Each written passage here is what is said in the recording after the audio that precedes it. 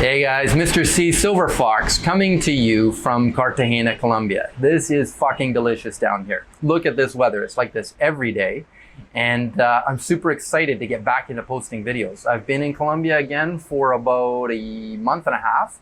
I had to go home for about 7 or 8 months for COVID stuff because the world just got insane for a little while. And yeah, I'm not really that inspired in Canada to date. I went out a bunch of times doing day game, but didn't really find a lot of inspiration. So I just kind of put the videos on pause because I like to be passionate when I'm sharing them with you. And so I want to talk to you very briefly about something that comes up all the time and questions about who pays on a date and how you structure things so that you're not a sugar daddy, but at the same time you are charming and gentlemanly and masculine. It's something that's super important to learn, I think, because it frames you properly, but it's not that hard to learn. I want to tell you about how I do it personally. But first, I want you to subscribe to this channel so that you can help me grow my user base. It helps me reach more guys, and smash the like button. If you like the content that we're doing, hit the like button. It helps us boost our way up the algorithm, and we have a long way to go because we're just a tiny little channel. I don't do advertising, so I'm relying on you to do some for me. So go ahead and do those two things. I'll be right back.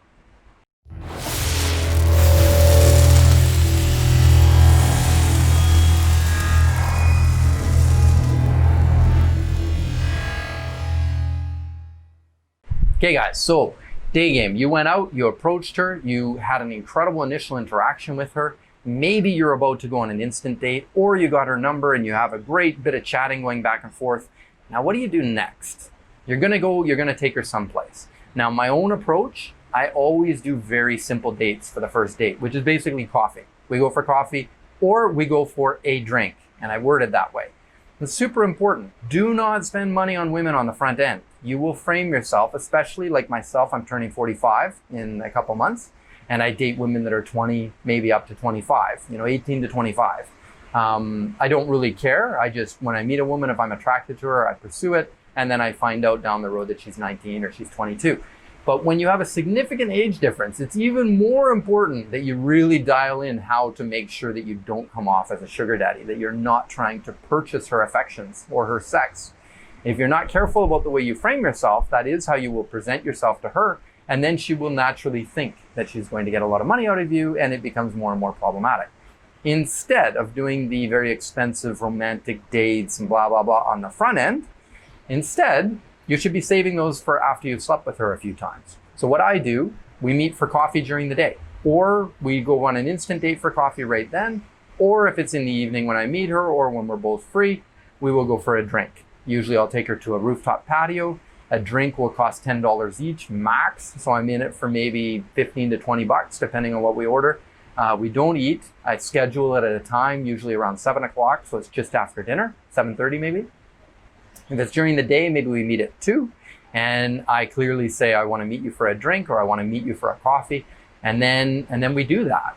Now, the point of that initial date is not to woo her with how much money I have.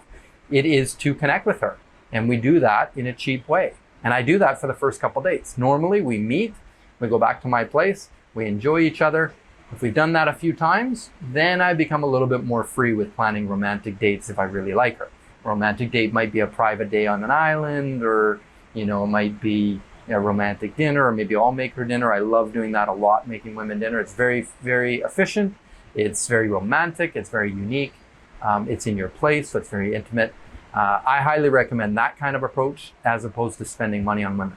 And there's several reasons. One, you make yourself look like a sugar daddy, which is just more and more headaches down the road. Two, it's very expensive.